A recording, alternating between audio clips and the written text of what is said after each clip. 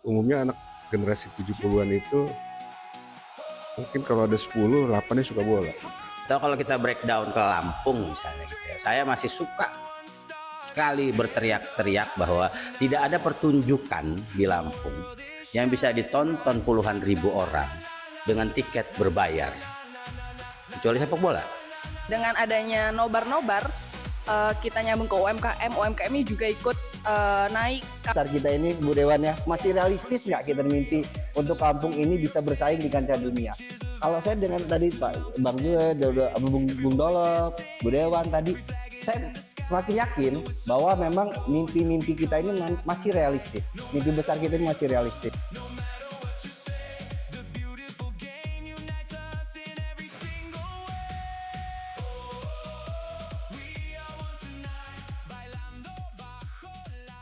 Perkenalkan saya Luki Bang yang bakal memandu acara kita di siang hari ini.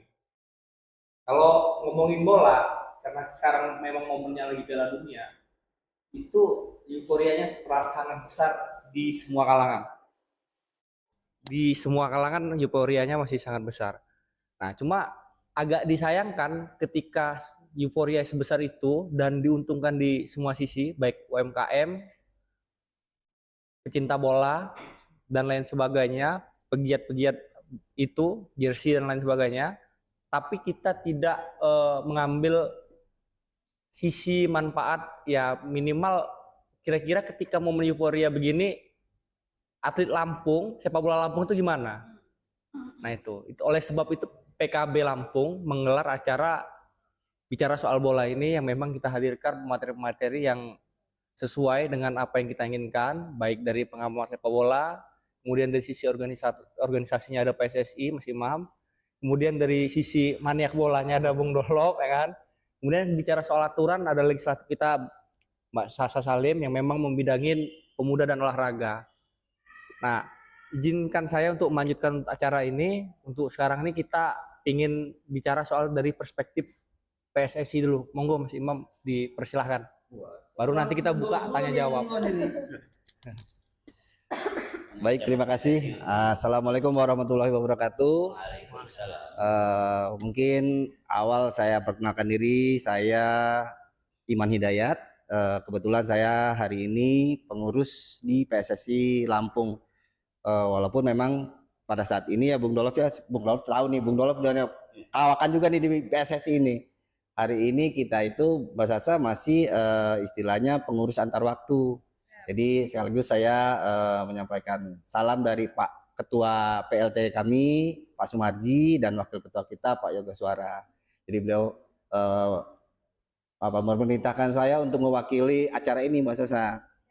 Nah, jadi beliau sampaikan bahwa ini luar biasa, inisiasi diskusi ini bisa timbul dari partai politik, gitu loh. Jadi artinya ekosistem sepak bola Lampung ini luar biasa hari ini, bukan cuma pecinta-pecinta sepak bola aja, tapi udah merasuk ke nyawa-nyawa politiknya gitu ya Bung Dolov ya.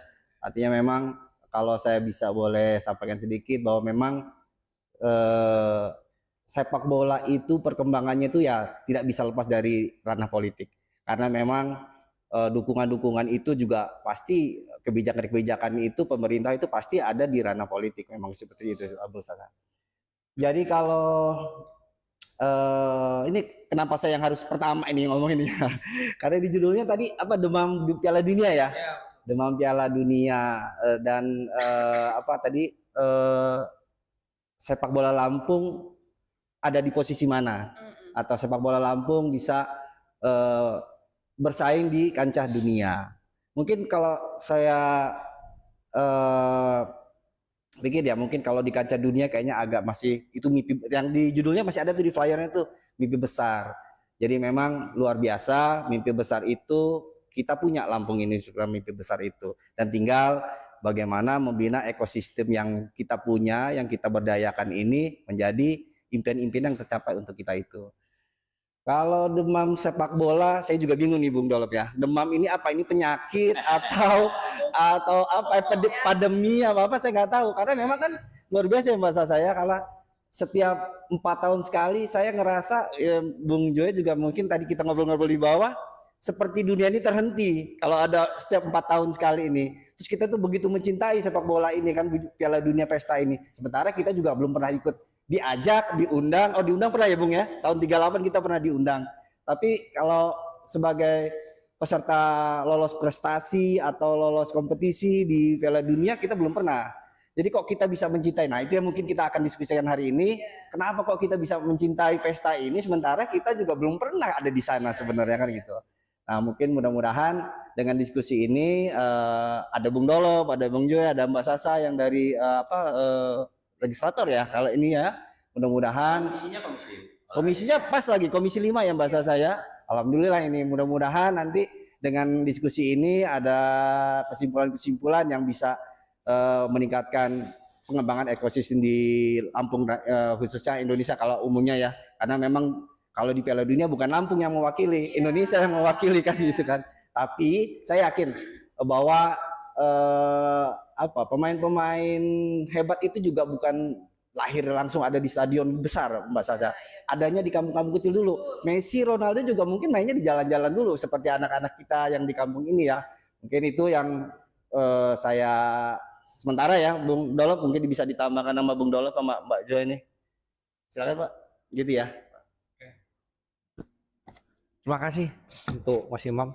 Nah kemudian setelah kita melihat dari sisi PSSI, karena ini bentuknya diskusi, nanti bakal ada tanya jawab dari teman-teman. Kita juga pengen melihat perspektif dari pengamat sepak bola, Mas Dewendra. Monggo silakan Mas.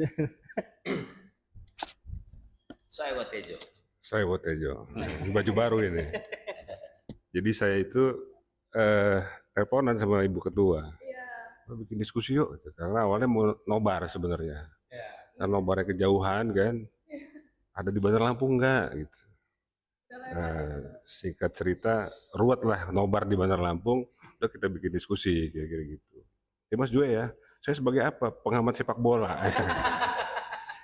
Jadi saya memang suka bola, yes. Saya ini generasi, ya kita lah ya, generasi anak yang lahir tahun 70-an ya, tua kan. Nah kita umumnya anak generasi 70-an itu, mungkin kalau ada 10, 8-nya suka bola. Nah, kayaknya ya, kayaknya. Nah, kalau hari Rebo mau bola. Nah saya tuh, waktu saya bekerja di Tribun, saya bikin kolom sepak bola Bang Iman.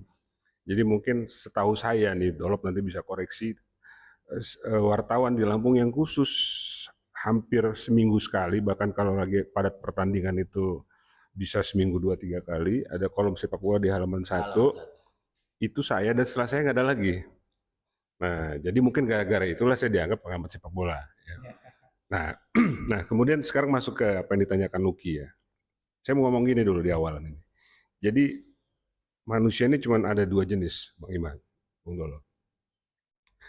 Jenis pertama atau golongan pertama adalah orang yang suka bola. Jenis kedua, orang yang suka bola. Nah, jadi cuma ada 2 jenis. Nggak tahu Mbak Sasa ini golongan yang mana. Ada yang pernah tanya sama saya, gimana kalau orang yang pura-pura suka bola? Nah itu saya bilang berarti dia nggak suka bola. Karena orang yang suka bola tidak perlu berpura-pura dia untuk menyukai sepak bola. Dia akan declare saya suka bola.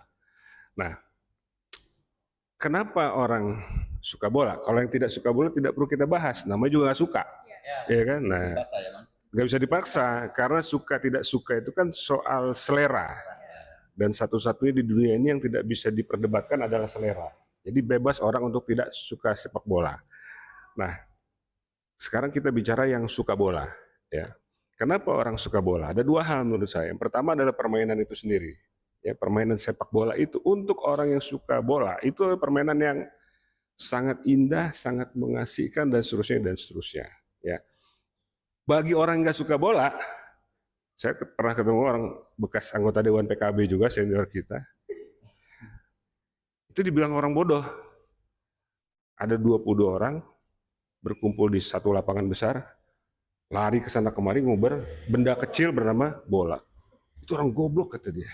Lebih goblok lagi, ada puluhan ribu orang dalam stadion yang menyaksikan orang-orang goblok yang sedang mengejar bola. Dan di luar sana, kayak Piala Dunia ini, ada jutaan orang yang lebih goblok lagi, yang menonton 22 orang mengejar bola. Nah, itu bagi yang tidak suka bola. Bagi yang suka bola, itu permainan yang luar biasa. Itu satu. Yang kedua, kenapa orang suka bola? Karena manusia-manusia yang terlibat dalam permainan itu, terutama adalah pemain-pemain sepak bolanya. Nah, ini lazim juga misalnya kalau kita mengapresiasi film.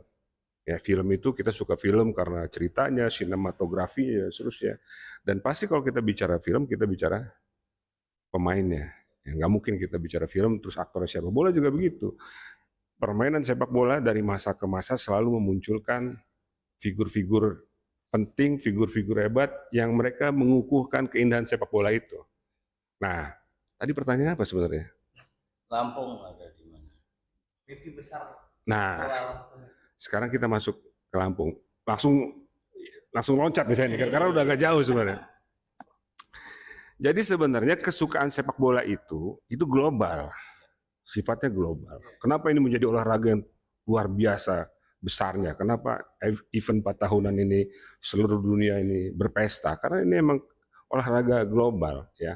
Nah, Lampung ini kan bagian dari komunitas global. Gak mungkin dia aneh sendiri gitu kan, orang Lampung gak suka bola gitu. Orang Lampung sebagian dari komunitas global, sama seperti manusia di muka bumi pada umumnya, sebagian besar manusianya adalah orang yang suka bola. Nah, tadi saya belum sebut, di antara dua hal tadi, soal permainan dan soal manusia-manusianya, nah kita Indonesia, ini kan permainannya ya gitu-gitu aja, sekarang relatif agak lumayan karena ada naturalisasi. Pemainnya juga gitu-gitu aja gitu, ya. Saya cukup lama nggak ngikutin sepak bola Indonesia, Bang Iman, Bung Dolop, karena ya males lah kalau ngikut sepak. Iya, kalau belum apatis ya, tapi nggak inilah, iya capek lah. Nah, Jadi tapi kapten timnas nggak tahu siapa? kalau sekarang tahu. Kapten Ya. Porprov? Mau sampai berapa pertanyaannya? Nah, jadi, kan lupa jadi mau ngomong apa nih? Dipotong Dolop. Sesuai umur. Sesuai umur. Sesuai umur. Jadi kita di Lampung ini menyukai sepak bola, ya, karena sepak bola ini merupakan kesukaan global yang memang kita sebagai orang Lampung itu menjadi bagian dari manusia global itu ikut senang dengan sepak bola. Ini mulai kacau nih ngomongnya gara-gara Dolop tadi. Suka bikin kacau. Terdistrak saya ini. Bikin kacau. Nah, potensi besar ini, kesukaan sepak bola ini kan kemudian tadi pertanyaannya, kenapa kita cuma jadi penonton? Ya kan, kenapa cuma jadi penonton? Sampai kapan kita cuma jadi penonton? Saya kira ini akan muncul terus pertanyaan ini, setiap ada pesta sepak bola kita muncul pertanyaan yang sama, ya. Orang Indonesia ini memang kecintaan sepak bola besar, dan kalau sudah timnas yang main, tidak peduli mainnya jelek, tidak peduli pemainnya biasa-biasa aja, nasionalisme yang muncul. Jadi nasionalisme itu beyond, ya, melebihi dari keindahan permainan, melebihi hebatnya pemain. Sudah bicara nasionalisme. Nah, saya kira soal nasionalisme ini adalah harta kita yang luar biasa, ya. Yang sayangnya puluhan tahun tidak bisa kita optimalkan, ya. Nah, saya melihat, biar cepat aja nih karena waktu pasti terbatas, salah satu persoalan yang kita hadapi dan harus kita selesaikan. Saya setuju dengan Bang Iman. Soal bola dan politik memang agak susah dipisahkan, meskipun kalau kita baca komen-komen netizen itu kalau ada pasti bilang pisahkan politik sama bola. Saya kira sulit, ya. Saya mohon maaf kalau tidak ada keberpihakan pemerintah. Ya mungkin gelombang naturalisasi ini nggak seperti sekarang. Itu kan sudah kebijakan politik, ya. Dan saya kira tidak ada masalah. Yang jadi masalah sebenarnya bukan politiknya, tapi korupsinya. Nah, hari ini politik, sorry to say, masih identik dengan korupsi. Dan korupsi memang bukan hanya di sektor politik. Hampir semua sektor kehidupan kita itu ada korupsi. Nah, saya setuju dengan pendapat banyak pundit itu, ya, yang mengatakan bahwa Indonesia sampai kapanpun mau naturalisasinya mendatangkan sekian banyak orang tidak berhenti-berhenti, selama korupsi itu masih banyak di dunia sepak bola, sulit kita untuk maju ke pentas yang lebih besar. Kita akan segini-segini aja, dan setiap 4 tahun sekali kita masih bicara hal yang sama. Jadi poin saya adalah, ayo kalau kita pengen melihat Indonesia terbang ke level dunia, mulai dari sekarang kita hilangkan korupsi di sepak bola. Nah, Mbak Sasa sebagai legislator saya kira punya peran penting nih untuk terus mengajak insan-insan sepak bola untuk pelan-pelan jangan lagi mencampur sepak bola bukan dengan politik tapi dengan korupsi. Jadi urusin olahraga itu benar-benar cinta, punya mimpi Indonesia harus hebat di ajang dunia. Saya kira itu, Bung Luki. Thank you. Terima kasih untuk Mas Jue. Kemudian kita berlanjut ke pecinta sepak bola. Pokoknya kalau sudah bicara supporter sepak bola Lampung ya, wajah Bung Dolop inilah langsung muncul di mata para supporter dari zaman dulu itu. Saya paling berani peminat pengamat sepak bola. Dia maniak sepak bola. Makanya ketika sudah bicara itu, aku nggak mau menyebut dia sebagai pencinta bola lagi. Ini udah maniak sepak bola ini. Karena kalau udah ngomongin bola sangat menggebu-gebu dan sangat kayak gitu ya bola ya, gitu kira-kira. Monggo untuk Bung Dolop, silakan. Assalamualaikum warahmatullahi wabarakatuh. Teman, nama saya Dolop. Ini di paling junior nih, senior semua, Bang Iman, Bung Jue, ya kan, kakak kelas semua. Mana kakak kelas ya? Kakak kelas di SMA 2 nih, Semanda. 92, 95, saya 2013. Sama lu juga. Iya. Iya Ki ya? Sama sama lu ya Ki ya? Seumuran kita Ki. Jadi kalau dari tema demam sepak bola tadi udah diurai sedemikian detail sama Bung Juendra bahwa memang betul ya kan, sepak bola apalagi Piala Dunia itu pasti yang nomor satu di dunia. Itu olahraga paling populer, magnitudnya, bisnisnya, yang nontonnya, semuanya itu nomor satu di dunia ini, Piala Dunia sepak bola. Atau kalau kita breakdown ke Lampung misalnya gitu ya, saya masih suka sekali berteriak-teriak bahwa tidak ada pertunjukan di Lampung yang bisa ditonton puluhan ribu orang dengan tiket berbayar kecuali sepak bola. Kita silakan berdebat. Konser apa gitu loh yang penontonnya bisa sampai 15.000, 20.000 di Lampung berbayar, itu yang pernah ditonton ya kan. Terbesar itu kalau nggak salah OVJ 30.000 gratis ya kan. Waktu saya bikin Persija lawan Prapon ketika saya jadi manajer PON itu 15.000. Artinya memang magnitudnya atau demam istilahnya kawan-kawan PKB itu ya memang benar ya kan. Kalau lagi ada Piala Dunia, lagi ada bola, pasti kalau tadi sempat disebut FOMO ya kan. Awalnya ada FOMO itu, lama-lama kecanduan itu Mbak Sasa itu. Ya kan, awalnya aja FOMO. Mungkin anak-anak perempuan gitu suka bola, misalnya di arah kami kan ada David Beckham gitu kan. Ujung-ujungnya jadi apal juga gitu sama istilah-istilah persepak bolaan. Juga tadi disebut sama Bung Juendra bahwa ketika bicara bola dan politik gitu ya. Ya mungkin kalau isu terbaru sekarang Banteng FC ya. Banteng FC ya. Ini kan semoga besok kan nanti ada Gus Dur FC gitu kan kalian. Dan kita juga tetap tidak menafikan fakta bahwa Liga Santri ya kan itu motornya kawan-kawan Nahdien dan PKB. Artinya memang betul juga kata Bung Jue bahwa antara politik dan sepak bola itu ya jangan dipisah-pisahin gitu loh. Kalau tadi sempat disinggung soal naturalisasi pemain tuh nggak bakal jalan kalau mereka tuh belum di DPR RI diangkat sumpah ya kan, nggak bakal bisa gitu loh. Kita nggak akan lihat Nathan Chuaon dan kawan-kawan tuh jadi pemain Indonesia kalau nggak melewati jalur politik yang proper ya kan. Artinya memang terkait dengan persoalan sepak bola dia akan masuk di setiap sektor, di setiap lini ya kan. Aku pertama kali punya klub bola tahun 2007 ya kan, selalu bicaranya nggak berubah, bola itu 3 hal doang kok ya kan, prestasi ya kan, prestise, industri olahraga ya kan. Prestasi apa? Kalau kita bicara timnas ikut Piala Dunia gitu kan ya. Kalau kita bicara Lampung ya kan ikut PON, juara PON gitu kan. Kalau prestise ya jangan tanya gitu, siapa di sini yang kenal dengan Liverpool ya kan. Ketika sebut Liverpool itu kita nggak kebayang kotanya, kita kebayang klub sepak bolanya gitu ya kan. Kalau kita ya misalnya saya lah gitu, kalau main ke Malang yang datangin pertama saya Kanjuruhan gitu loh. Saya pertama kali nginjek Johor ya saya ke JDT gitu loh ya kan. Artinya memang kaitan antara prestisiusitas sebuah daerah dengan sepak bola itu udah nggak bisa dibantah ya kan. Aku ketika dulu manajer yang ngurusin bolanya masih Om Amal Shah Tarmizi, beliau bilang gini, siapa yang tahu Kabupaten Bolang Mongondo kalau nggak lewat sepak bola ya kan? Kalau ada kawan saya Dodi di situ juga cerita gitu kan, ini Lampung nggak bakal juara, orang striker kita katanya dari Bungur dari Punggur kata dia kan, dari Brebes ya kan. Lampung kalau mau juara tuh strikernya harus kampung. sekampung rame-rame gitu biar golnya cepet, ya kan. Artinya memang kemudian prestisiusitas. Dan terakhir itu industri olahraga. Dengan tidak mengesampingkan fakta-fakta olahraga lain, satu-satunya olahraga di dunia dan di Indonesia, mungkin di Lampung, yang bisa menerapkan prinsip-prinsip industri olahraga itu cuma bola, ya kan. Di Lampung contohnya Bayangkara FC sekarang kan, PJ ketua PSSI kita Pak Marji kan, COO-nya Bayangkara. Tanya tuh gaji termurahnya Bayangkara berapa, ya kan, gaji pemainnya, ya kan. Itu jauh berlipat-lipat lah dibanding UMR gitu. Mungkin lebih besar dari gaji dewan mungkin, ya kan. Si DB 5, sekian miliar ya kontraknya kan. Artinya kayak gitu. Artinya industri olahraga sepi Bayangkara itu, ya kan. Tapi masih di kisaran 2.000-3.000 orang, ya kan.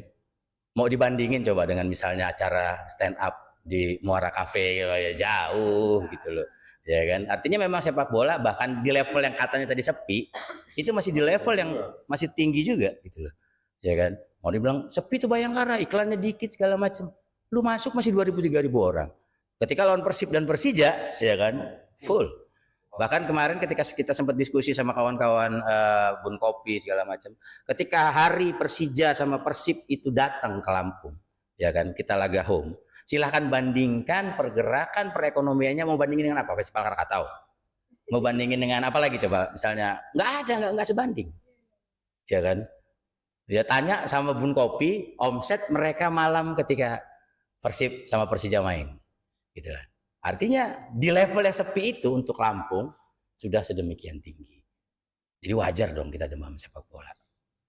Nah pertanyaan kedua, Lampung ada di mana? Gitu lah. Ya kan? Kalau yang ini memang saya kebetulan pernah jadi wakil ketua umum PSSI. Ya kan, saya punya klub sepak bola. Ya kan, klub sepak bola saya main di Liga 4 hari ini, pernah di Liga 3, kami pernah ikut Liga Indonesia. Ya kan, saya pernah manajer PON. Ya kan, memang Lampung itu sedihnya gitu loh. Kita akan ikut PON tahun 2032. Tapi jalur domisili. Ya kan, karena kita tuan rumah. Ya kan, kita nggak pernah bisa ikut PON jalur prestasi di 6 PON terakhir berarti ya, 6 PON terakhir ya Bang Iman ya. Ya kan. Mungkin kita bisa masuk PON jalur bidik misi kali. Ya kan. Kita jalur domisili, kita hanya berharap 2032. Iya. Udah kayak gitu. Hari ini contohnya ya, Bayangkara FC. Bayangkara FC itu tidak ada satupun pemain yang punya roots Lampung yang sekarang jadi pemain Bayangkara FC. Satu biji juga nggak ada. Ya kan? Kemarin sempat ramai ketika U19 ya, Det ya. Waktu Arkan Kakak cukup berprestasi, ya kan? Anak Lampung tuh. Ya, emang kelihatannya Pak Marji nggak doyan tuh sama pemain model kayak gitu, doyannya yang bule-bule. Ya kan? Padahal aspirasi supporter itu cukup rame supaya kita punya local heroes gitu loh. Lampung nggak kurang-kurang kok ada local heroesnya kan. Jadi secara sempat bercandaan, aku nonton sama Dodi gitu, sama Coach Dino segala macem, nonton di TV atau di stadion. Andai kata ada satu anak Lampung di situ gitu loh, ya kan. Tuh tempat penjualan jersinya Bayangkara nggak sekrik-krik sekarang gitu loh. Udah harganya 600.000, ya kan. Jersey original tuh yang dipakai Dodi itu jersey original Bayangkara FC itu. Kalau saya beli 600.000, waduh ya kan, UMR saya gaji saya aja cuma 2.800.000 sebulan, mau beli jersey Bayangkara FC 600.000. Hah? Ringgit. Ringgit. Oh, ringgit. Makanya harus Iya. clear. Ya kan. Artinya memang ada beberapa hal yang harus dilakukan secara extraordinary kalau misalnya kita pengen prestasi Lampung itu bicara sepak bolanya, ya kan. Bayangkara FC entry point-nya bagus, ya kan. Tanpa Bayangkara FC teman-teman, stadion gak direhab, bener ya Mbak ya? Betul. Nah, ya kan. Kalau tuh gak ada Bayangkara tuh stadion gitu ya masih kayak dulu-dulu aja jelek, ya kan. Tanpa Bayangkara FC, gitu kan. Kemudian antusiasme pertumbuhan terus itu kawan-kawan kelompok umur terutama, ya kan, U12 grassroots sampai ke kelompok umur pasti beda gitu loh vibes-nya kalau ada Bayangkara sekarang dengan kalau tidak ada Bayangkara, ya kan. Tapi kita berharap ini tahun pertama oke deh, tahun pertama ya kan, namanya tahun pertama ya kan, lokomotif sama gerbongnya masih pindah begitu aja kan. Kadang suka bercandaan kok. Misalnya dalam struktur kepengurusan di sebuah klub sepak bola profesional yang di Liga 1, ya kan? Kayaknya nggak perlu deh media officernya itu orang Surabaya. Kalau perlu media officernya orang Kedaton. Wih, ada yang manggut-manggut tuh. Kenapa? Nggak dapat job ya? Hah? Surabaya di Kedaton. Iya ya, Kedaton. Persebaya Surabaya. Persebaya Jagabaya ya. Ya kan nggak perlu dong kitman-nya gitu kan orang Jember gitu ya. Kalau perlu kitman-nya kan orang Halim, ya kan? Teman-teman mungkin pernah dengar Evan Dimas yang diglorifikasi dulu bahwa emaknya katanya jualan teh botol di Tambak Sari gitu di Surabaya, ya kan? Tapi kita juga maklum bahwa itu nggak bisa terjadi kalau baru 1 tahun. Itulah makanya sempat saya berkomunikasi waktu itu dengan Pak Gup untuk ya semacam bikin tweak sedikit supaya jangan sampai pindah deh Bayangkara. Kacau kalau pindah Bayangkara. Drop lagi gitu loh. Artinya kita juga di satu sisi harus memperhatikan sisi bisnisnya Bayangkara. Karena untuk hitung-hitungan kasar aja bercandaan. Bayangkara itu habis 100 miliar satu musim. Ya kan? Bu Dewan pasti pening gitu kalau tiba-tiba bilang 100 miliar itu mintanya sama Pemda kan? Ya kan? Sementara dengan rata-rata penonton yang 2000 sekian dari 17 pertandingan kandang, ya kan sponsornya sih mentereng ya, ada BRI, ada Tripanca segala macam. Kayaknya belum 100 M tuh gitu loh. Ya kan? Artinya ada kerja-kerja yang harus dilakukan masing-masing pihak. Ya kan? Dan yang terakhir teman-teman, kalau bicara Lampung ada di mana, kita jangan lupa 2032 kita jadi tuan rumah PON. Ya kan? Dan kalau jadi tuan rumah PON tadi itu yang dibilang kita bisa ikut PON sepak bola jalur domisili, ya kan? Ya ibarat kita anak SMP 2 tinggal di Pramuka lah gitu kan. Jadi kita bisa ikut PON. Setelah 6 PON, ya kita 2028 juga semoga ya kita ikut PON. Tapi 2032 kita pasti ikut PON. Ya kan? Kalau 2032 kita ikut PON, saya Banten gitu. apanya? Walaupun kita bola mainnya di Banten. Jangan, itulah kita harus teriak dari hari ini teman-teman, teriak semua termasuk Ibu Dewa juga teriak. Karena memang fasilitas stadion kita kalah dengan Banten. Di Banten luar biasa, ada bis, ada Indomilk ya, ada Indomilk di Banten luar biasa. Jadi memang mungkin sedikit bocorannya bahwa nanti tuan rumah sepak bolanya itu di Banten. Kita pun kalau boleh dikasih kita sepak bola wanitanya Bung Dolop. Kira-kira gitu ini ya untuk ini info lebih awal. Ya, kalau saya ketua PSSI-nya saya marahin. Nggak, kita harus teriak keras-keras dari hari ini, harus teriak keras-keras gitu loh. Bahwa kapasitas stadion kita yang hanya 7.000 penonton itu, 7.000 teman-teman, stadion Halim itu, ya kan? Itu tahun 2032 kita harus punya stadion yang paling nggak kapasitasnya 40.000 gitu misalnya, ya kan? Ini harus tugas, harus PR, harus jadi prioritas seorang Mirza gitu loh. Siapapun nanti jadi ketua PSSI, apa Yoga jadi ketua PSSI misalnya, atau Bang Iman jadi ketua PSSI gitu loh. Harus teriak, ya kan? Kita harus jadi, kalau posisi kita tuan rumah PON dan sepak bola tidak diadakan di Lampung, emang kita bakar stadion itu gitu loh. Iya. Ya, supporter kayak gitu, itu bahasa supporter. Iya, itu, dan kita masih punya waktu 6 tahun. Ya kan? Itu baru di sisi infrastruktur. Artinya ada titik di mana sekarang kawan-kawan di pemerintahan itu bisa teriak keras-keras ke pemerintah pusat. Lampung butuh stadion, ya kan? Halim nggak pantas, ya kan? Pak Homan nggak pantas, ya kan? Lampung Timur, juga gitu, ya kan? Ya harus bikin satu lagi yang harus selevel Jakabaring, ya kan? Selevel GBK kalau perlu, gitu loh. Selevel Bandung Lautan Api kalau perlu gitu loh. Tapi itu juga harus, makanya kerjanya harus multi sektor, multi pihak gitu loh. Jadi sempat saya diskusi sama Pak Gup ya kan, ketika laga lawan Semen Padang ya kan. Penonton di Tribun Timur itu nggak ada orang ya kan. Saya udah ngomong gitu, gimana kita mau minta stadion yang ukurannya 40.000 ya kan. Kalau di liga aja penontonnya cuma 1.000 sekian ya kan. Artinya itu PR buat semua pihak untuk mengompori dunia sepak bola Lampung di titik tertentu tadi, prestise, prestasi, sama industri olahraganya harus jalan, ya kan? Kalau masalah kita nanti mau juara PON, medali emas PON gitu kan, atau nanti ada pemain Indonesia yang bisa main di Piala Dunia, gitu, pemain Lampung terutama bisa main di Piala Dunia, ya kan? Itu mimpi yang sulit diformulasikan.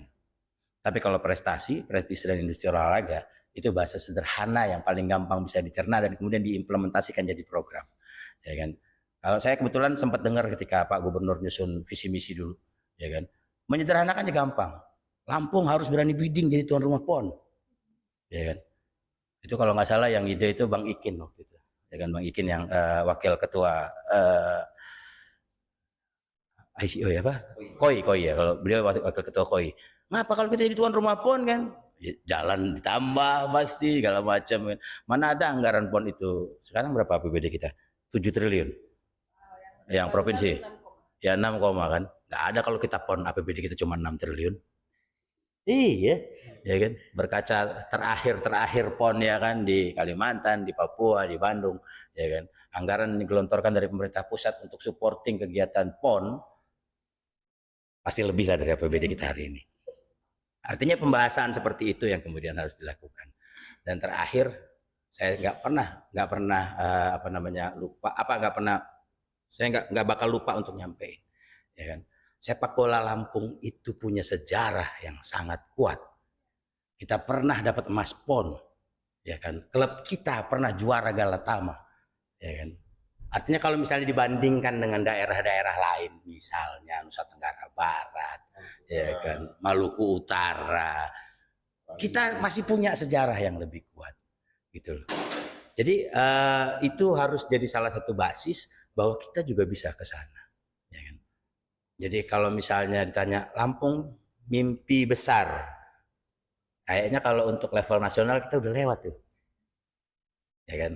Kalau aku dulu waktu wakil ketua PSSI, kita Bang Edi Samsu bilang kita nggak mimpi lagi deh, katanya yang soal Lampung berprestasi di Sumatera. Kita mau langsung yang lebih tinggi dari itu. Artinya mimpi besarnya kita bukan lagi di situ. Medali emas pun udah pernah kita. Juara di liga tertinggi udah pernah kita, ya kan. Walaupun 40 tahun lalu dia udah lama ya. Tahun, Uruguay kita. Iya. Bintang tapi nggak jelas ya. Masa lalu ada. Kuliahnya sejarah ya Bang ya. Pasti klub favoritnya MU ya. Pasti. Jadi itu, ya kan, mimpi besar kita sebetulnya tidak lagi dibatasi hanya misalnya untuk juara PON. Udah pernah, ya kan, untuk jadi juara Liga 1. Udah pernah. Ya mungkin dulu namanya Galatama. Ya kan, artinya kita harus punya mimpi yang lebih besar lagi. Tetapi 3 kata kunci itu, prestasi, prestise, dan industri olahraga. Kalau itu jalan, tadi sempat singgung soal jersey, saya pakai jersey ini. Ya kan, ini jersinya SS Lampung FC yang ngebikin vendornya dari Jogja, yang si Ujang itu ketua BSS Jogja, ya kan, bisa sampai sini. Gitu. Artinya ketika saya jadi ketua supporter Balavan tahun 2013, ya kan, dalam tempo 5 bulan kita bisa jual 9.000 piece kaos. Ya kan, distro mana di Lampung yang bisa jual 9.000 kaos 5 bulan? Gak ada, bola itulah. Mungkin itu pasti banyak salahnya omongan saya karena saya suka berantakan. Assalamualaikum warahmatullahi wabarakatuh. Terima kasih untuk Bung Lolop soal penjelasan bagaimana dia bicara soal supporter bola dari 2013. Nah, tadi sudah dijelaskan oleh ini yang lainnya, para senior, bahwa kalau ngomongin bola itu nggak lepas dari politik. Kita bicara ekosistem, kita bicara bagaimana liga-liga santri, liga-liga kampung itu bisa mencetak atlet yang kemudian bisa berkancah di nasional, harapannya internasional agak besar sih, terlalu besar itu kayaknya. Nah, sekarang kita mau nyampe ke Mbak Sasa untuk bicara dari sisi legislatifnya. Monggo, pada Mbak Dewan, persilakan. Ya, terima kasih. Ini kayaknya saya yang paling junior, paling cantik, iya. Terima kasih senior. Bener jangan diambil, doa itu.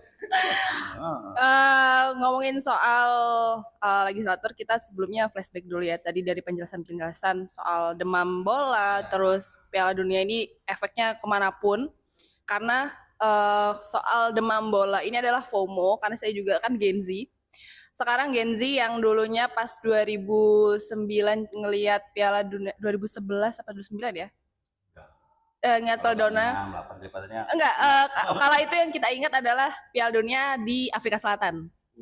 10 ya, 2000, ya Afrika Selatan. Nah, itu yang saya kira yang baru kita tahu di Piala Dunia. Karena waktu zaman dulu kan nggak ada gadget, jadi cuma ngeliat TV, anak-anak juga nggak ngerti Piala Dunia itu apa. Pasti yang tahu Piala Dunia cuma bapak-bapak yang senior ini. Nah, terus sekarang teman-teman anak TK pun nyimak Piala Dunia, ikut begadang bukan cuman bapak-bapak, anak-anak, terus ibu-ibu juga ikut nobar. Dan di PKB sendiri kita udah mengadakan beberapa kali nobar, mungkin udah 5 titik kalau nggak salah. Dan pesertanya cukup banyak, antusiasnya luar biasa. Yang artinya Piala Dunia ini walaupun kita di Indonesia nggak ikut serta, nggak ikut main, dan mungkin yang nonton di sana juga orang Indonesia cuma beberapa, tapi dampaknya di Indonesia ini luar biasa. Dengan adanya nobar-nobar, kita nyambung ke UMKM, UMKM-nya juga ikut naik, kafe-kafe rame banget. Jadi yang biasanya cuma duduk cuman sejam 2 jam di kafe bisa semalaman sampai pagi. Tentunya kan nggak cuman beli kopi 1 cup dong, pasti beli nasi juga, beli gorengan juga di kafe itu, bisa beli yang lain juga. Dan UMKM clothing seperti jersey, bahkan dari ori sampai KW juga pasti ramai banget sekarang kan. Nah, ngomongin soal bola di Lampung, saya cukup interest soal Bayangkara FC karena udah 3 kali saya nonton Bang Dolop. Kayak tentunya diajak suami saya, kalau nggak diajak saya juga nggak tahu Bayangkara FC itu seperti apa. Bola di Lampung sudah cukup masif pergerakannya karena baru 1 tahun ini dia udah membawa nama Lampung cukup baik, terus investor juga lumayan yang udah bisa masuk dan memperbaiki stadion kita yang tadinya kurang layak sekarang jadi lumayan layak. Ya semoga nanti Pak Gup di 6 tahun di sisa periode ini bisa memaksimalkan stadion kita bisa setara dengan provinsi lain, biar kita juga bisa membawa kompetisi yang tingkatnya nasional ke Provinsi Lampung. Di legislator sendiri kita fungsinya juga untuk menyuarakan. Di kabupaten-kabupaten di Provinsi Lampung saya lihat memang ada beberapa stadion yang sudah dibangun, ada juga yang nggak punya, tapi yaitu fasilitasnya nggak memadai, terbengkalai gitu. Pernah lewat di Lampung Selatan, ya, di Kalianda pernah lihat, terus di Lampung Timur, dan juga di pesisir barat ada juga ya kalau nggak salah. Oh, belum stadion ya. Intinya beberapa kabupaten kita udah memiliki stadion, tapi ya memang nggak memadai. Nggak memadai itu karena memang anggarannya yang nggak ada. Kan? Yang kedua, udah dibangun tapi ternyata nggak terawat. Nggak terawat itu bisa karena memang pengelolanya nggak attention terhadap stadionnya, bisa juga karena masyarakat yang menggunakan fasilitas stadion itu nggak bertanggung jawab gitu. Kita lihat di kompetisi-kompetisi gitu. Setelah kompetisi selesai, para penonton yang jagonya kalah meluapkan emosinya dengan menghancurkan kursi-kursi. Itu kan bangun kursi itu kan juga nggak pakai uang selembar 2 lembar gitu. APBD juga mengeluarkan itu, terus kalau mau dianggarkan lagi kan juga prosesnya lama juga kan. Akhirnya stadionnya rusak, terbengkalai, dan harus dievaluasi lagi, harus diperbaiki lagi. Itu juga butuh waktu yang lama dan anggaran yang juga cukup besar gitu. Jadi kita pasti menyuarakan soal gimana kita bisa membangun, menumbuhkan atlet-atlet di kampung-kampung, bisa berlatih di stadion-stadion kabupaten yang ada, nggak harus jauh-jauh pergi ke Bandar Lampung, ke Stadion Sumpah Pemuda untuk bisa ngerasain lapangan yang rumputnya bagus gitu. Kalau bisa di daerah aja udah bisa menumbuhkan bibit-bibit.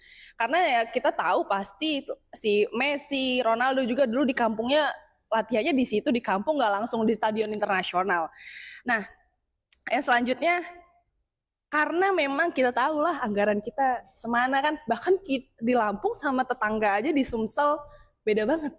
Bedanya itu juga cukup jauh gitu. Padahal kan kita cuma tetangga dan wisata kita lebih banyak gitu. Ternyata APBD kita jauh lebih rendah. Yang artinya juga APBD itu komposisinya juga udah terbatas hanya untuk template-template anggaran yang udah disiapkan gitu. Contohnya gaji terus belanja daerah itu udah habis di situ gitu. Ya kita menyuarakan gimana pemerintah, kepala daerah bisa mencari investor yang ada di luar di Jakarta maupun di luar negeri untuk bisa investasi di stadion-stadion kita gitu. Kemarin mungkin udah pernah ya di lapangan Sumpah Pemuda kan ada kan, ya walaupun cuma bisa memperbaiki istilahnya cuman memperbaiki jaring bolanya, jaring gawangnya, atau mungkin cuman bisa bikin logo Bayangkara FC doang. Tapi seenggaknya kalau Bapak Gubernur bisa mencari channel di luar, mencari investor dari luar, insya Allah Sumpah Pemuda itu bakal jadi stadion yang jauh lebih baik, bisa setara dengan stadion-stadion yang ada di provinsi lain, mungkin dari tetangga kita, dari Banten, seperti itu. Saya nggak terlalu paham soal Piala Dunia ini, tapi yang saya tahu, yang namanya olahraga sepak bola, ini adalah olahraga yang paling berdampak ke segala sektor. Kesehatan dan ekonomi yang paling penting ya, karena UMKM kita bisa maju banget karena dengan adanya sepak bola. Jangankan di Piala Dunia, di kampung-kampung aja lapangan-lapangan bola, kalau ada kompetisi bola, dia itu UMKM-nya akan jalan. Jualan bakso pasti ada yang beli, jualan kopi pasti ada yang beli. Berbeda dengan kalau di lapangan tersebut atlet bolanya atau atlet-atlet kampungnya nggak pernah main bola, lapangan itu akan sepi, UMKM juga bakal mati gitu. Jadi sepak bola ini nggak cuman tentang olahraga, tapi gimana dia menghidupkan beberapa sektor baik di ekonomi, kesehatan maupun sektor lainnya. Mungkin itu, Mas. Minta tolong untuk teman-teman berikan applaus terhadap 4 pemateri kita depan. Ya, tadi sudah disampaikan baik dari sisi PSSI, kemudian dari pengamat sepak bola atau dari maniak sepak bola. Supporter. Maniak Tapi sepak. kalau di dari tangannya ya, darahnya bentuknya bola. Wah, nggak ada lawan kalau itu, Mbak. Kepin darah. Udah saya pastikan loh itu. Kemudian dari sisi DPRD Provinsi Lampung juga. Tadi sudah jabarkan sedikit bahwa kalau ngomongin bola itu tidak lepas dari politik. Dia harus seiring sejalan kan. Nah, kita membuka ruang untuk teman-teman bertanya terhadap keempat pemateri. Maunya kita keempat pemateri ini karena ini bicara soal bola. Kalau bola itu biasanya punya sudut pandangnya masing-masing tiap kepala kan. Teman-teman bisa pemateri-pemateri di depan bisa langsung pengen menjawab pun jawab aja langsung, tidak perlu tertuju ke si A, ke si B ataupun ke si C. Karena semuanya mempunyai sudut pandangnya masing-masing terhadap pertanyaan dari peserta. Monggo saya mulai dari 2 pertanyaan terlebih dahulu. Pertanyaan pertama, tunjuk tangan.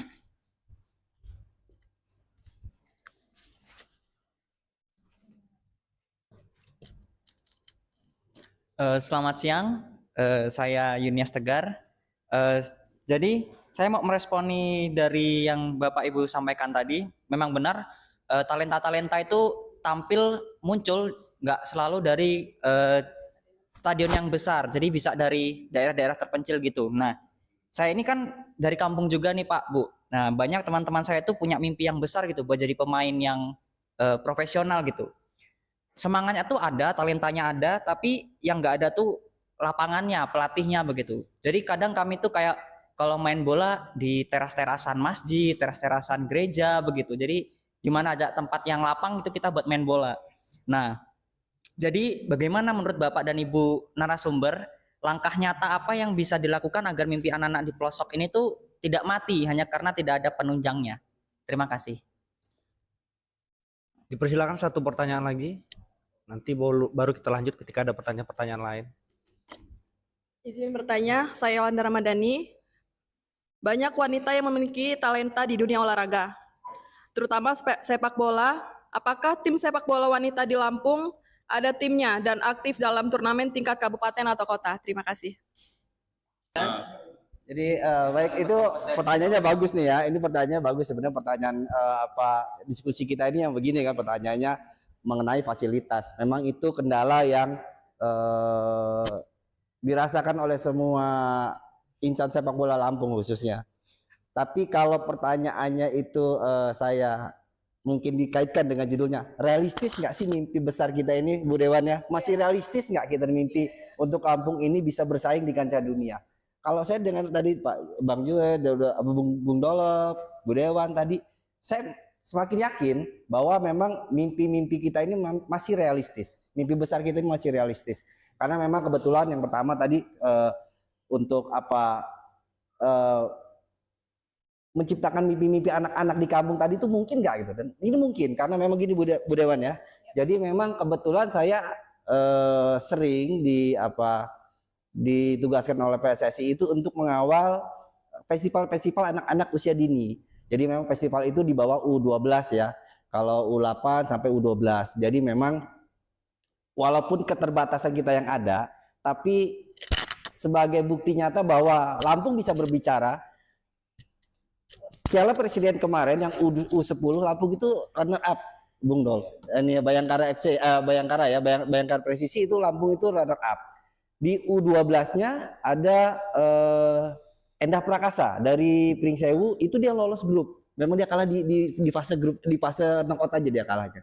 Jadi memang saya yakin memang anak-anak atau adik-adik kita yang di kampung-kampung di pelosok itu akan bisa berbicara banyak nanti di dunia sepak bola khususnya Indonesia lah minimal ya Bu Sasa ya. Jadi memang keyakinan saya itu mengindikasikannya peserta SSB kalau festival itu luar biasa ramai Bu. Jadi memang kemarin terakhir kita ada anak apa ya Garuda Anak Indonesia tingkat nasional itu ada di UIN, kita acaranya juaranya usia 12 itu dari Lampung, dari Wajipara kalau nggak salah itu. Iya, jadi memang kita masih kalau kata Bung Lau tadi itu sebenarnya itu bukan mimpi, tinggal kita balikin lagi ya sebenarnya. Karena memang kita sudah pernah di situ dan hari ini memang progresnya kita udah ke sana.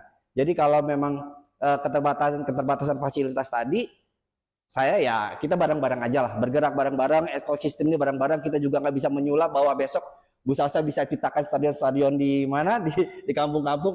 Tapi hari ini pergerakan itu saya merasakan bahwa pergerakan dari kampung itu udah sampai ke Bandar Lampung untuk tingkat provinsi itu udah luar biasa.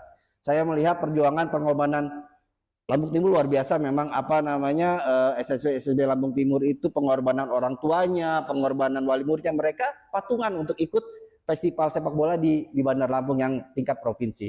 Dan mereka sering juara Bu Sasa. Jadi memang saya yakin bahwa memang mohon maaf ya kalau ini Bung ya. Jadi kalau SSB yang sering juara itu Lampung Timur, Lampung Tengah, Pringsewu. Jadi bukan yang orang-orang kota yang di Bandar Lampung ini. Itu orang daerah yang memang luar biasa itu jago-jago memang. Jadi memang fasilitas itu memang itu kita rasakan bersama, tapi jangan kendor dikarenakan kekurangan fasilitas. Saya yakin kalau misalnya SSB memang hari ini mungkin kita ikut Piala Dunia itu sebenarnya kita pembinaan itu bukan untuk hari ini Bu Sasa. Jadi memang kita ngebina hari ini mungkin 20 tahun ke depan baru kita rasakan. Mungkin memang ini bukan selagi kita membangun tim yang kuat, saya yakin bahwa ini kita yakinin aja bahwa ini adalah warisan. Bu Sasa bisa mewariskan stadion nantinya. Mungkin nggak hari ini kita nggak berkaca di Piala Dunia, tapi nanti 10 atau 15 tahun kemudian itulah warisan dari anggota-anggota dewan, Bu Sasa yang bisa memberikan fasilitas-fasilitas sepak bola. Mungkin itu ya yang saya sampaikan yang pertanyaan pertama. Pertanyaan kedua tadi apa tadi ya? Putri ya sepak bola kita. Alhamdulillah Bu Sasa, jadi memang kalau untuk tim Lampung memang agak berat ya kita untuk bersaing di masih ada apa istilahnya Bung egosentris Jawa lah ya, maksud kita masih kalah di Jawa. Tapi kalau untuk pemain, alhamdulillah kita ini ada 2 pemain Bu Sasa yang langganan dipanggil timnas sepak bola Indonesia. Ada 2, Aul, satunya lagi siapa ya? Ada 2 itu yang dipanggil langganan dipanggil pemain timnas itu dari Lampung, asli dari Lampung itu memang binaan dari Lampung. Jadi memang kalau misalnya pertanyaannya tadi apakah ada klubnya, itu ada geliatnya, gerakan mungkin gini ya Bung ya, tapi ada geliatnya ada. Bahkan nanti kita ini lagi mendorong untuk Porprov tahun ini bulan November kita ada sepak bola wanita. Insya Allah nanti ada 8 kabupaten kota yang mewakili sepak bola wanita di Porprov 2026 ini nanti di Bandar Lampung ya ininya. Mudah-mudahan ya saya sih berdoanya semua di sini seluruh ekosistem lah bergerak bersama untuk sepak bola Lampung yang lebih baik lagi. Bukan lebih baik lagi, memang sudah baik ya. Kita kembalikan kebaikan itu ya Bung Dolof ya. Mungkin itu ya mudah-mudahan bisa terpuaskan pertanyaannya ya. Mungkin ada tambahan ini Bung Joy. Saya nunggu moderator dulu.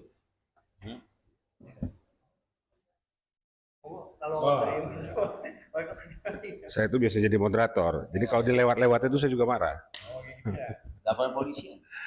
Kalau ngomongin bola agak susah kita. Jadi begini. Jadi saya kira kita sepakat ya bahwa segala yang disampaikan Bung Dolo, Bang Iman, Mbak Sasa itu kan sesuatu yang sudah gamblang sebenarnya. Soal bola itu potensial luar biasa. Soal bagaimana mengemas sepak bola menjadi sebuah industri dan seterusnya itu udah ada di mana-mana lah gitu, dan kita tahu gitu ya. Tinggal persoalannya kita mau ngapain gitu, apa yang kita kerjakan. Kalau bicara mimpi, sudah jelas mimpi itu nggak dilarang karena mimpi gratis. Kan katanya bermimpilah setinggi langit. Mimpi itu jangan tanggung-tanggung, karena kalau jatuh kita ada di antara bintang-bintang. Kata kerennya kan begitu. Ya, kalau mimpinya nanggung-nanggung, jatuhnya memang ke tanah gitu. Tapi kalau mimpinya setinggi langit, kalaupun kita jatuh, kita di antara bintang-bintang. Jadi masih tinggi juga. Nah, jadi kita bebas bermimpi sebenarnya. Nah, pertanyaan besarnya adalah apa yang kita lakukan untuk mewujudkan mimpi itu. Kita mengerjakan apa? Nah, saya kira kan tadi Bang Iman sudah mengatakan bahwa setiap komponen itu sebenarnya bergerak. Tidak bisa kita katakan bahwa sepak bola di Lampung ini hari ini tuh adem atau nggak ada geliat. Itu mungkin kalau Bung Dolop tahu lah 10 tahun, 15 tahun yang lalu dibanding sekarang lebih baik ya. Tapi apakah cukup? Nah, saya sebagai pengamat bilang belum cukup. Kita pengen lebih dari ini gitu. Nah, masalah di mana? Nah, saya melihat Bang Iman, namanya juga pengamat kan bebas ya kan, mengamati ya kan, bisa benar bisa salah. Kita bekerjanya masih temporer, masih juga parsial. Saya ingat waktu diskusi banjir tadi Dodi cerita kan. Nah, diskusi banjir itu muter-muter ribut-ribut, ujungnya bilang apa? Masalah terbesarnya kita tidak punya master plan, tidak punya blueprint soal banjir. Jadi ngurusin banjir aja yang semua udah bekerja. Wali kota katanya siang malam, dari siang ke malam lagi, dari pagi ke pagi lagi ngurusin banjir. Ternyata juga nggak maksimal, dan ternyata itu tidak mengatasi masalah sama sekali karena konon tidak punya blueprint, setiap pihak bekerja sendiri-sendiri. Jadi sepertinya kerja tapi tidak terlalu berdampak. Nah, saya kira sekarang bukan lagi sebatas semua bekerja, tapi harus punya blueprint, master plan. Nah, tapi ini yang real ya, bukan cuma soal politik. Nanti buat, oh udah anggaran sekian miliar kayak master plan ini. Habis ribut-ribut, kementerian nurunin master plan untuk menyusun master plan banjir 5 miliar. Tapi dari diskusi bulan apa kemarin itu, berapa bulan April ya, sampai sekarang kita juga belum lihat geraknya.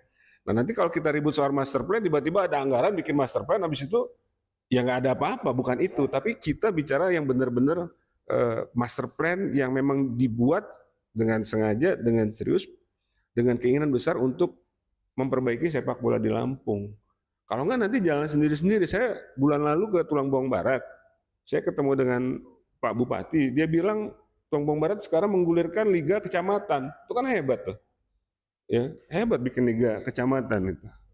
Dia baru pulang waktu itu untuk meresmikan itu liga kecamatan. Nah, kalau semua kabupaten bergerak, saya kira kan juga bagus. Tapi kan tadi kalau cuma sendiri-sendiri, kan pertanyaan begini, dia udah hebat juara di tingkat kabupaten, terus habis itu ngapain? Ternyata begitu dia udah tanding, mulai dari umur sekian, umur belasan, di titik puncaknya udah umur 22 tahun, masih di level kabupaten. Mau ke level provinsi dia bingung, mau ke nasional apalagi, akhirnya kan percuma. Saya dulu waktu SMP, satu SMP sama Bung Dolop, kita ada bola kan Pak Musiman Sudarman. Luar biasa, subuh-subuh saya Bang, naik angkot, jalan kaki dulu dari rumah ke Pasar Perumnas hanya untuk latihan bola di Brimob. Luar biasa sekali antusiasme anak-anak itu untuk belajar sepak bola. Nah, hari ini tadi kata Bang Iman, orang tua masih mau mengantar kok. Saya tahu banyak orang tua yang mau mengantar anaknya ke sepak bola. Teman-teman saya dulu, saya tuh nggak senang bola tapi nggak jago bola gitu. Ya, saya lihat teman-teman. Jadi kalau di sepak bola SMP 2 itu ada tim A, tim B, tim C gitu. Nah, saya paling tinggi kapten tim B, tapi degradasi terus ke tim C. Nah, yang tim A itu jago-jago gitu. Jago-jago. Ada bisa salto-salto yang gaya-gaya Van Basten itu ada semua gitu. Hebat-hebat. Ya kan? Tapi iya. Tapi kemana mereka sekarang gitu? Habis SMP hebat-hebat itu, terus kan mereka tidak tertarik juga untuk meneruskan karir di sepak bola pada masa itu ya. Tapi saya kira sekarang meskipun sudah lebih baik, ya sekarang udah lebih banyak SSB, kompetisi sudah banyak, ada akademi. Tapi kan juga saya bilang tadi belum optimal betul. Nah, jadi persoalan kita bukan potensi, ya potensi saya kira Indonesia ini nggak kurang-kurang. Ya, kalau kita bicara bodoh-bodohan aja, bicara secara jumlah penduduk, selalu kan ini kan klasik tuh. Masa dari 285 juta nggak ada 11 yang hebat kan? Itu betul saya kira. Karena Piala Dunia 2026 membuka mata kepala kita betapa Cape Verde yang penduduknya cuma 500.000. Ya kan Curaçao lebih kecil lagi ya. Kalau Curaçao taruhlah karena dia tidak kemudian hebat ya. Tapi Cape Verde kan luar biasa gitu ya.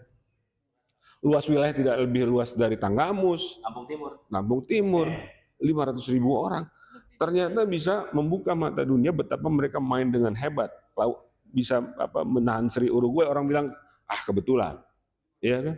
Tapi ketika Spanyol dulu seri, terus Uruguay, Argentina, akhirnya memang betul gitu. Jadi apalagi Indonesia dengan 285 juta, saya kira potensi kita sangat besar. Dan coba kita lihat di sektor olahraga yang lain, nggak usah sepak bola. Kita bulu tangkis setiap masa kita menjadi elit dunia. Ya kalau soal naik turun tuh biasa. Di sepak bola juga naik turun gitu. Italia udah 3 kali Piala Dunia nggak masuk gitu. Ya itu biasa. Tapi kita selalu di level elit dunia. Yang lain kita sebut apa? Angkat besi, angkat berat. Terakhir panjat tebing. Kita di level dunia. Ya. Kalau futsal malah aneh. Kita di level Asia bisa bersaing gitu. Padahal main bola juga, ya kan? Kok bisa gitu, ya kan? Jadi menurut saya bahkan tanpa naturalisasi gitu. Jadi kalau kita mau serius, kita bekerja seperti bagaimana kita mengelola bulu tangkis, bagaimana kita mengelola angkat besi, bagaimana kita mengelola futsal, saya kira kita bisa. Nah, jadi ayo memang, nah ini balik ke politik tadi ya, pemangku politik pada pemimpin kita, kalau memang melihat sepak bola ini lebih potensinya segala macam itu luar biasa seperti tadi udah kita bahas, ya nggak ada lagi sekarang ini alasan untuk tidak bikin satu blueprint besar, mulai dari level pusat sampai level daerah. Kalau pusatnya lambat, gubernur bisa. Jadi ya kita apresiasi ya menarik Bayangkara ke sini ya, memperbaiki stadion. Tapi saya kira jangan berhenti di situ. Jadi bikin blueprintnya, ini harus kemana, pembinaannya seperti apa. Karena pembinaan sangat penting saya kira, kita sepakat ya. Ya kalau adik-adik kita asik main sepak bola, tiap hampir seminggu berapa kali latihan, tapi habis itu masa depan yang nggak jelas mau main kemana juga percuma kan. Nah, misalnya kita sekarang coba penerimaan siswa baru ini ada jalur prestasi. Kita masuk nih ke hal yang aktual nih. Beberapa tahun yang lalu jalur prestasi itu asal dia punya sertifikat di bidang yang dia memang ahli di situ, itu dia bisa masuk sekolah negeri favoritnya tanpa harus mempertimbangkan prestasi akademiknya. Nah tahun ini itu nggak kepake lagi, cuma dinilai 10%. Jadi dia udah asik-asik main bola, ya kan? Udah pinter-pinter dia main bola, ya kan? Yang penting saya main bolanya bagus, juara ini juara itu. Begitu mau masuk sekolah di jenjang lebih tinggi, ternyata prestasi main bolanya nggak kepake. Karena akhirnya, nah ini kan politik tadi gitu loh. Nah kalau tidak ada satu kesatuan, tidak ada blueprint yang jelas, akhirnya potensi-potensi ini menjadi yang besar, menjadi kecil, kemudian banyak orang anak-anak kita yang patah arang. Ya, patah arang karena mimpi tadi kan bisa patah mimpi itu, lagi asik bermimpi, belum maksimal dia mewujudkan mimpinya, patah di tengah jalan. Nah, ini saya kira yang penting juga menjadi PR Mbak Sasa dan kawan-kawan. Gitu. Mas Luki. Terima kasih. Mungkin ada yang mau tanggapi soal pertanyaan teman-teman tadi. Siapa tadi? Om Siregar. Dari kabupaten fasilitasnya katanya kurang lengkap, kurang bagus, tapi pengen berprestasi, ya kan? Beberapa hari yang lalu aku ketemu sama mantan pemain sepak bolaku yang sekarang jadi ASN di Pesibar, ya kan? Dia cerita lapangan di Ngambur di pesisir barat itu jauh lebih bagus dibanding rumput Halim. Ya, dia bilang gitu. Lebih empuk bang katanya. Itu menang kelihatan dia atasnya aja rata, tapi kalau jatuh di situ masih sakit kalau di Halim. Terus tadi juga udah sempat disinggung juga sama Bang Iman. Prestasi sepak bola Lampung itu pasti nggak akan lepas dari Lampung Tengah, Lampung Timur, ya kan. Iya dari situ ya. Sekarang Gading Rejo ya kan ada Dedi Hartono dan kawan-kawannya. Prengsewu.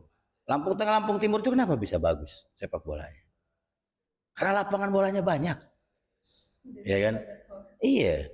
Ya kalau nanam padi aja jago, masa nggak bisa nanam rumput? Iya, nggak bisa ngurusin rumput ya. Aku waktu jadi manajer PON tahun 2014, kami TC-nya di Gunung Madu. Omongnya kayak gitu. Orang nanam tebu aja jago. Salah satu lapangan terbaik lapangan-lapangan terbaik di Lampung itu pasti ada dalam kebun-kebun. Di Gunung Madu, di Sugar Group. ya kan? Margo Dadi, ya kan? Kenapa Margo Dadi bagus? Petani semua di sekelilingnya. Siapa di sini pernah main bola di Kampung Sawah Brebes? Ada yang mau ngomong lapangan bolanya bagus itu? Atau Sido Dadi di belakang PTPN di Kedaton, hancur. Ya karena nggak ada yang bisa ngurusin bola. Kalau saya anak Palang Besi gitu kan ya, lapangan Polras udah miring, ya kan? Tapi kalau di Lampung Timur, di Lampung Tengah, di Kampas pasti bagus, ya kan? Keren. Artinya salah omonganmu. Yang fasilitasnya lebih bagus itu kawan-kawan di kabupaten. Kalau kita bicara untuk perkembangan. Tapi kalau bicara untuk kompetisi, untuk prestasi, betul, ya kan? Lu nggak bakal bisa berprestasi di kompetisi yang profesional kalau lu nggak pernah main di berlatih di lapangan yang benar. Passing lu pasti nggak benar, ya kan? Anak-anak lokal gitu, anak-anak kampung, anak-anak Tarkam, itu pasti umpannya jauh, sayapnya cepet gitu loh, strikernya kebut. Kenapa? Karena kalau mau pakai kaki kita kan nggak jalan bolanya, ya kan? Lapangannya bergelombang, artinya akhirnya pemain-pemain kita mainnya bola jauh, ya kan? Sepak bola modern main bola jauh kayak gitu, ya Inggris saja tumbang kemarin gitu kan sama tiki-takanya Spanyol. Gitu. Artinya memang betul juga yang itu, tapi di sisi yang sebelahnya. Tapi kalau bicara prestasi, hari ini kan saya aja, klub saya itu 4 kali kalah di final liga sama Lampung Tengah terus, gitu loh. Tawuran terus kita di final. Karena kalah gitu loh. Ya kan, artinya itu pertanyaan. Yang kedua untuk sepak bola putri, ya kan. Saya suka bercanda ini dulu ketika saya masih jadi petinggi di PSSI, ya kan. Karena saya waktu jadi manajer PON, kan ada namanya Monef waktu itu ya. Saya itu Monef abis Burihana. Burihana kan senam ya. Saya ngedengerin, waktu itu saya sama KKL sama Eli Aiboy, salah satu kandidat pelatih PON. Ya kan, dengerin Burihana, Monef. Ya kan, kalau saya nggak salah dulu itu tiba-tiba senam itu dialokasi 3 miliar. Saya berdua KKL bisik-bisik, dia orang cuma beli matras dikasih 3 miliar, ya kan. Kemudian kami sepak bola presentasi panjang lebar, KKL bicara bahwa akan ada program untuk uji coba di Selangor, uji coba di Papua, karena waktu itu persiapan ke Papua, ya kan.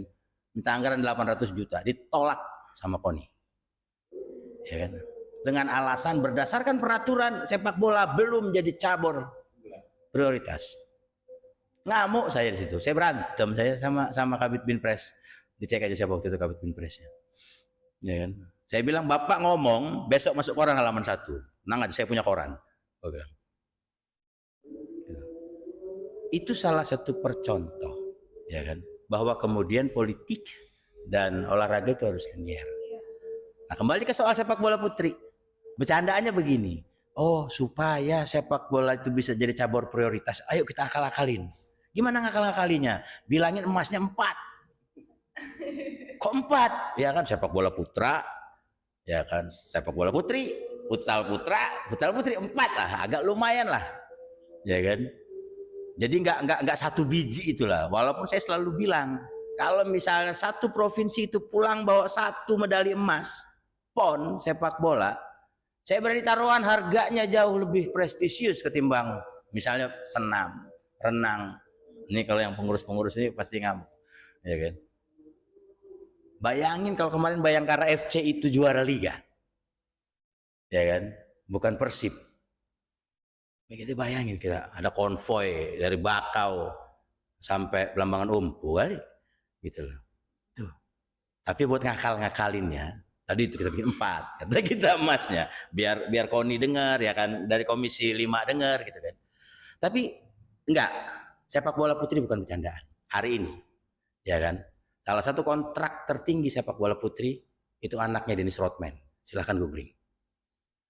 Ya kan. Jangan tanya timnas ya. Udah mulai bule-bule tuh, gitu loh. Udah mulai keren tuh. Tapi kalau di Lampung memang terakhir Pertiwi 4 ya. 4 kontestan ya. Ya kan. Nah, ini tugasnya nih putri-putri nih. Ya kan. Ya, emas ponnya sama harganya. Kalau ini kan agak-agak biar ngomporinnya. Emas ponnya harganya sama dia dengan emas pon putra. Kontrak nilai bisnisnya di level dunia itu udah mulai setara, walaupun ya belum setara Ronaldo, Messi, tapi sudah sangat tinggi nilainya. Sudah bisa jadi sandaran hidup. pun di level nasional. Silahkan ketik soal timnas putri, ya kan, pasti keluar tuh. Ya. Di save semua lah fotonya sama kita ini yang suka lihat putri-putri itu main bola. Ya kan? Iya, artinya peluangnya ada. Ya, tapi kalau kemudian ditanya gimana Lampung, nah ini tugasnya Bang Iman dan kawan-kawan di PSSI. Ya kan, karena yang memutar kompetisi sepak bola putri yang resmi tentu PSSI. Ya kan? Nah, jadi harus tadi seperti yang aku bilang tadi 3 kata kunci tadi, prestise, prestasi, industri olahraga. Ya kan? Jadi aku waktu itu ikut liga pertama pakai SS Lampung FC itu tahun 2014. Di tahun itu ada akun Instagram namanya Tarkam Lampung, Bang Iman. Ya kan? Beberapa pemainku kan kalau diposting di situ yang like 43.000. Nah, kata gue rame ternyata. Ya kan? Dan setelah tanya sama kawan-kawan, orang kalau Tarkam bandrolnya berapa? Dulu gocap Bung, kata sekali main kadang ngasih kotak, ya kan? Tapi sejak ikut SS Lampung FC, kata, ikut PSBL, ikut Putrat waktu itu kan ada persilat, naik sekali jalan kita bisa gopek sekarang. Ya kan? Nah, putri rasanya juga bisa dikreasi seperti itu. Ya kan? Jangan lupakan bahwa triumvirat prestasi, prestise dan industri olahraga itu harus berjalan seiringan. Tapi seperti yang saya bilang tadi, kata kuncinya ada di kawan-kawan PSSI. Kalau kemampuan untuk memutar kompetisi itu dengan baik, saya yakin, ya kan. Kalau hari ini baru 2 pemain kita yang di timnas, masa tahun depan nggak bisa 6, ya kan? Tahun depannya lagi nggak bisa 11, ya kan? Tahun depannya lagi kita yang juara. Timnas Putri Pon. Itu kalau dari aku mungkin gitu, ya kan? Kalau ada salah saya mohon maaf.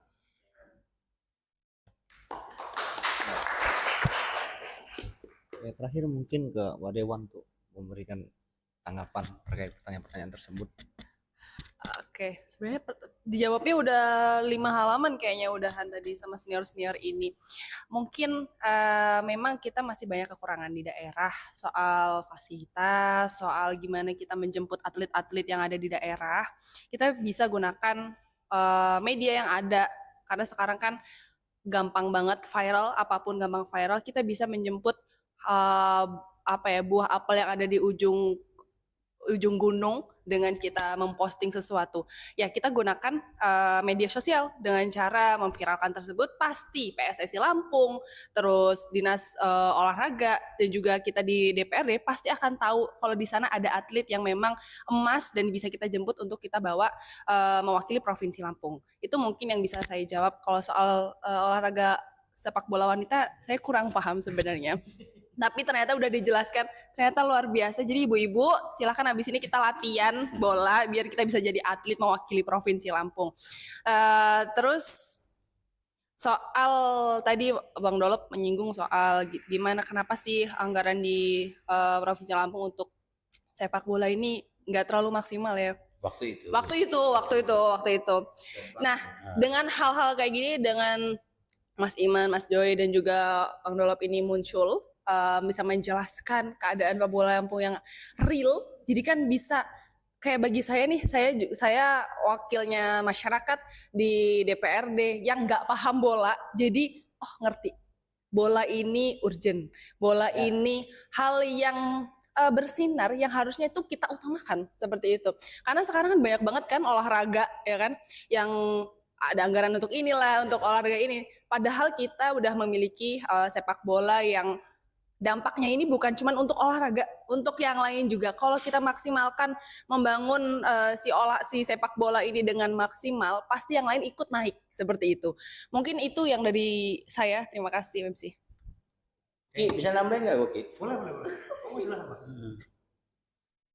Aku mau nambahin ya, karena kebetulan di sini ada dua anggota dewan, ya kan? Lihat aja sih. Iya kan. Apalagi kalau sepaket sama suaminya kan, berarti kan ada Gerindra di situ, ada PKB. Ya kan, 6 tahun lagi kita jadi tuan rumah PON. Kayaknya kawan-kawan dewan itu harus punya pikiran bisa bikin perda, karena sepak bola secara nasional itu ada kepresnya ya, kepres nomor 3 belum dicabut kan ya, zaman Pak Jokowi. Kenapa nggak bikin perda, ya kan, bahwa ya mungkin spesifik lah kalau saya sebagai orang bola, bikin sepak bola bahwa kita itu pasti ikut PON tahun 2032 jalur domisili, ya kan. Walaupun bukan jalur prestasi, jalur kita pasti ikut PON. Kalau itu kemudian diperdakan, tadi udah disinggung juga sama Om Jue, bahwa harus ada roadmap-nya yang benar gitu loh, ya kan? Bahwa nanti di tahun 2032, aku nggak tahu berubah atau nggak regulasinya U23 atau U21, U23 ya, ya PON ya. Berarti kan kalau 23 kan berarti tahun ini kan kawan-kawan umur 16 tahun tuh, ya kan, SMA gitu loh. Ya kan, harus dipersiapkan tuh jadi pondasi kita tim PON Lampung di 2032. Ya kan, kalau dulu kita mau bikin tim kayak gitu kita belum tentu ikut PON. Tapi 2032 ikut PON. Siapa tahu Gerindra sama PKB bisa jadi motornya bikin perda gitu loh. Ya kan, perda sepak bola Lampung 2032 gitu loh. Jadi nggak cuma ngomong Indonesia emas lah gitu loh. Capek juga kadang-kadang, iya capek juga kita kadang-kadang ngebaca gitu tapi nggak ada real. Dengan roadmap yang jelas yang disampaikan oleh Bang Juendra tadi, harus jelas ya kan, bahwa 2032 kita pasti ikut PON, targetnya jelas juara ya kan. Kalau kata Om Iman tadi nanti nggak ada Bung mainnya di Banten karena yang stadion yang layak cuma ada di Banten.